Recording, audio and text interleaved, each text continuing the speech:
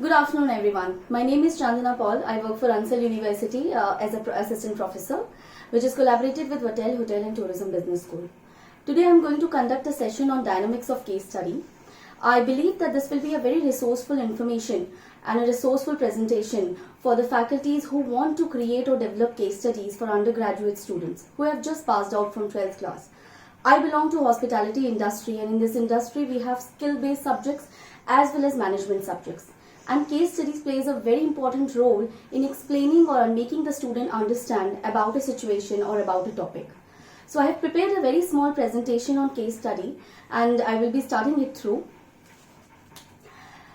Case studies investigate contemporary cases for purposes of illumination and understanding. In some instances, case studies are used to provide information for decision making or to discover causal links in setting where cause and effect relationships are complicated and not readily known. In a whole, case studies are basically created or developed for the undergraduate student to develop their certain skills like soft skill, problem solving skills or decision making skills. And it becomes a very integral part in our industry because we deal with guests and customers on a daily basis.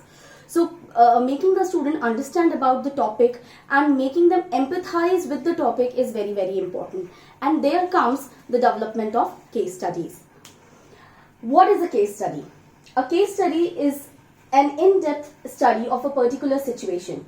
It is a method used to simplify a complicated topic and allows the student to relate and relive the case study and provide a suitable interpretation in their point of view, which is very, very important. As I discussed in my earlier slide also, that it is very important for a student to understand a topic. If he or she is not able to understand what we are trying to explain, it becomes difficult for the student to perform.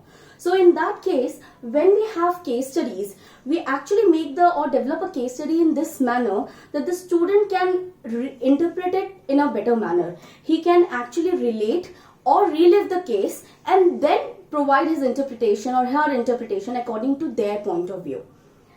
A case study is also an ideal methodology when a holistic and in-depth investigation is needed. Yes, exactly. Holistic means, encompassing a whole thing, not just a part. For example, we use a holistic word a lot of time in medical terms, like holistic healing. So when we talk about holistic healing, we are not only talking about a body part or a symptom of a body part. We are talking about the whole body, mind and soul, everything. So in case studies, basically when we say holistic studies, it means that we are not investigating only a part of the case, but we are investigating in whole. So there comes an importance of case studies also. Case studies are classified according to the focus of study. This can include different groups, individual, communities, social groups, organizations, institutions, events, roles, relationships and interactions. So case studies can be focused on certain groups as I have mentioned here. Individuals, communities, social groups, etc. Why we use case study? Very important questions a faculty should ask, that why we should be using case studies in our courses or in our teaching methodology. As I have discussed earlier, it is very important for the development of skills, and also it is important to diagnose what the problem or issues are there in the case and how they have occurred, to consider a variety of solutions and to justify what you believe to be the best solution. I strongly believe a case study should be in this manner that it encourages critical thinking in the students. We are not going to create a case study where it is exactly told that this is going to happen and this is the answer. No. 10 beautiful minds work in different ways and everybody has a different solution to the problem. There cannot be one solution only to a problem. There could be 10 solutions to a problem. But what is the best solution is all about case study, to find out that best solution which is suited in this particular case. I'll be discussing a little bit about types of case studies as well. There are different 4 types of case studies: descriptive case studies, exploratory case studies, cumulative case studies and critical instance case studies. I will be discussing all the case studies in a very brief manner, in a very short brief. Let's talk about descriptive case studies first. A descriptive case studies is one that is focused and detailed, in which propositions and questions about a phenomenon are carefully scrutinized and articulated at the outset. The main goal of the descriptive case study is to assess a sample in detail and in depth based on an articulation of a descriptive theory. Okay, a lot of these words. Let me explain you with an example and in very short and in simple language. Actually, descriptive case studies are basically working on the question what of the research subject, then why the research subject. So if I give you a small example, a foreign apparel brand wants to come into the Indian market. So they are looking for what are the purchasing pattern of an Indian buyer, not why this pattern exists. So here in this study, the objective of the study is to find out what, not why, of what purchasing pattern an Indian buyer has, so as to he can, that apparel brand can break into the market or enter the market. So descriptive study is all about what, not why of the research subject in simple languages. Second is exploratory case studies. These are condensed case studies performed before implementing a large-scale investigation. Their basic function is to help identify questions and select types of measurement prior to the main investigation. Correctly said. Exploratory case studies are basically used when we have to do a larger scale investigation. With a live example, if I have to do a case study on employee turnover in a hospitality industry. Employee turnover is the main problem, but why is it happening? So here in exploratory case study, two questions comes, how and why. Wherein descriptive it was only what, but here in exploratory we are having how and why. Why employee turnover is high in hospitality? There could be 100 reasons to it. To name a few, long working hours, less pay scale, laborious work, mental stress, physical stress, saying that. So when we are talking about a larger scale investigation, that time exploratory case studies comes in. So the third one being cumulative case studies. This case study entails focus on the studies that were conducted in the past. In a sense, a retrospective procedure is conducted. At the same time, the series of the investigative steps are taken so as to make the research effective for the future needs and challenges. Okay, cumulative case studies are the most tricky case studies in order, because those case studies have already happened or been conducted in the past. So here we are not supposed to do a new investigation, we are working on the investigation which has been done before. Saying that we have to use a process or a procedure called retrospective. Now what does retrospective means?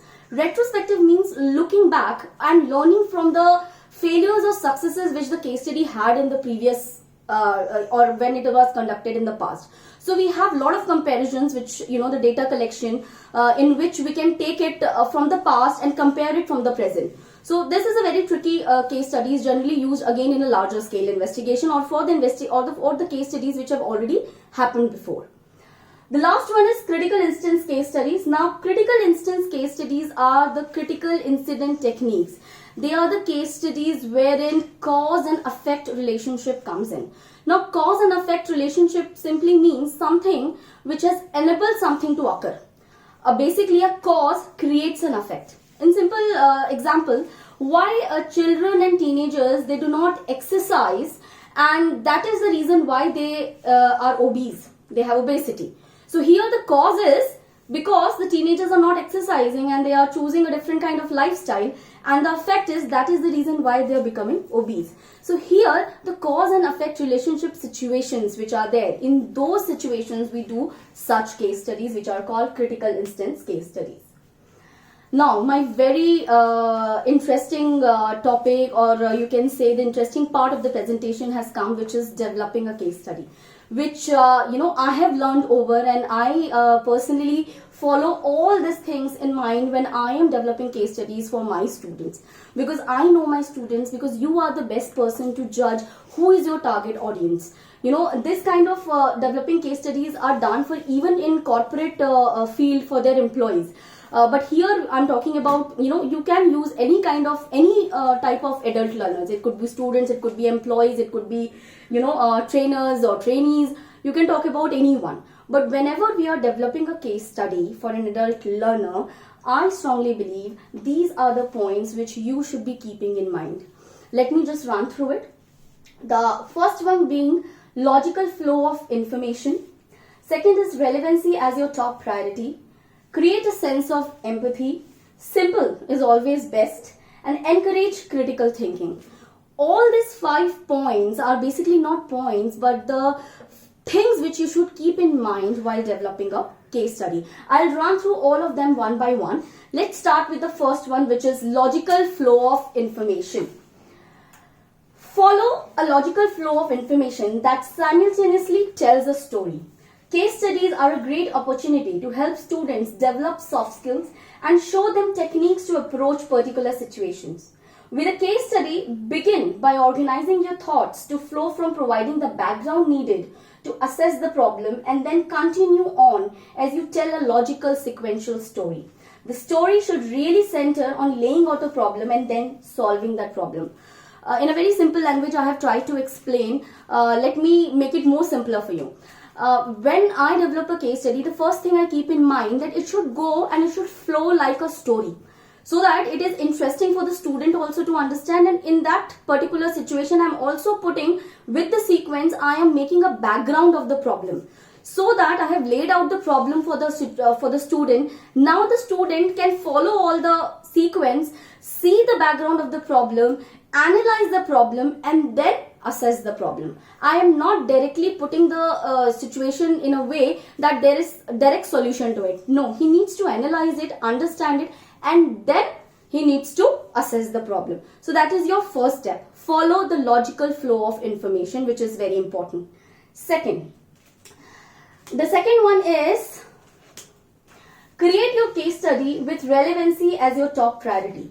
One of the primary ways you engage an adult learner is by creating a sense of relevancy, and that should be apparent in your case study.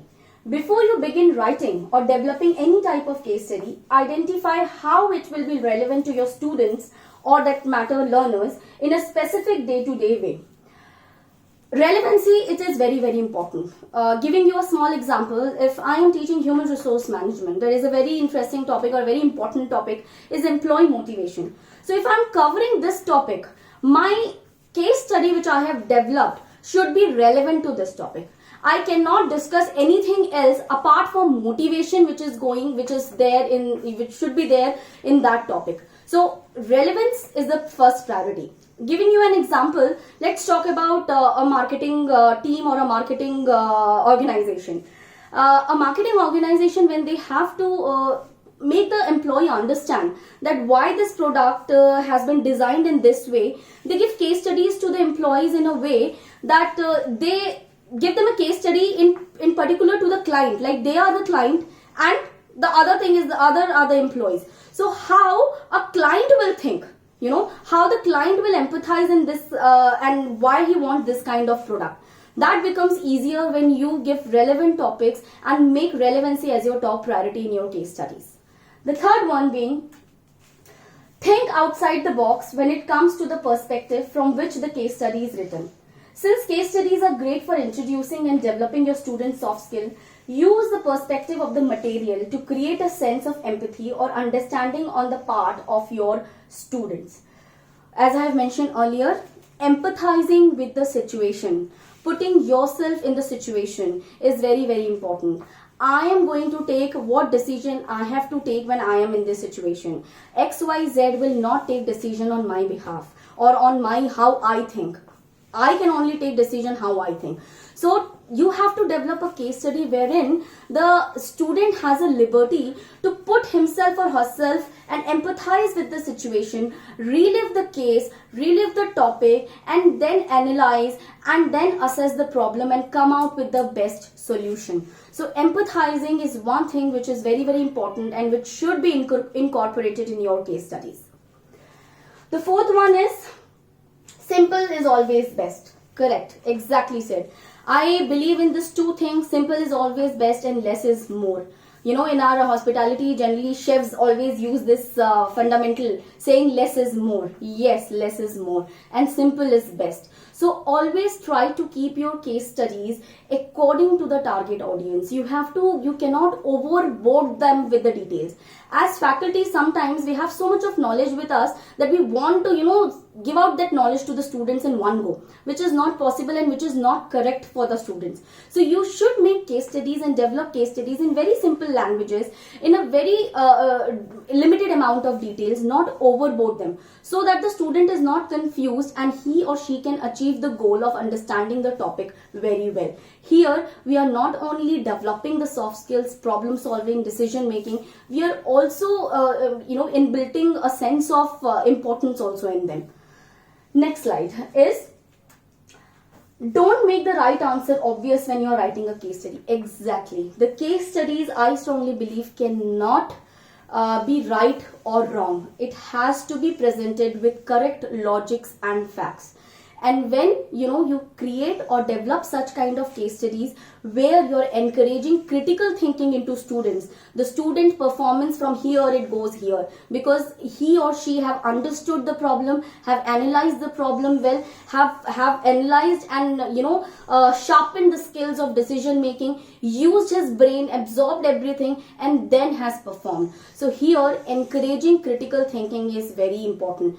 Direct questions like yes and no does not and should not exist in case studies. Case studies are meant to be in a way that they encourage critical thinking. So these are the 5 important points which I keep in mind when I develop case studies, because I think an undergraduate student or an adult learner is very much will be able to understand if we follow all these 5 steps: logical flow of information, relevancy as your top priority, create a sense of empathy, simple is always best, and at last but most important, encourage critical thinking. Okay, case study design. When we develop a case study, we need to understand there are 2 designs to it. Basically, single and holistic, and embedded or multiple case designs. I would like to show you a basic type of design. If you can see on my right, there is holistic or a single unit of analysis. Now in this case, you have one context which is similar and you have only one case under that context. Wherein in embedded and multiple, you have a context, same context, but the cases you have 2 units to it. Let me explain you with an example. I was teaching negotiation as a subject to my 5th semester students, and there was a topic, how could I explain, how I have understood this design was, if we are negotiating for a job offer, the context is same, negotiation, the skill set is same, negotiation, but here in job offer, when I am negotiating, I am not only negotiating for salary, I am negotiating for the position, I am negotiating for the incentives. So there are 2 to 3 units into it. So that makes that case study an embedded one. When I talk about a single or a holistic case design, negotiating for a salary raise in a present job. Here the context or the skill set is same, negotiation, and the case is also one, that I am only concerned and negotiating about my salary raise. It could be 2, 5, 6%, whatever, but I am only talking about my salary raise in the current job. So here is an example. With an example I have tried to explain you the basic case study designs which are there, which is single or holistic, and embedded or multiple design, wherein you have one context and only one case, that becomes a single one, and if you have one context and 2 to 3 units, they become a embedded one. And this was my presentation for the dynamics of case study. I strongly believe that it will help and it will be very resourceful information for all the faculties who actually wants to help the students in a way that they create such methodologies which are very easier for the students to understand. And being undergraduate students, they have just come out from 12th from schools, and they might not be very aware of case studies, but nowadays in schools also they have inculcated this kind of theories. But we as assistant professor or professor should more emphasize on these kind of studies, because this will not only help in their professional but personal life also. Thank you so much.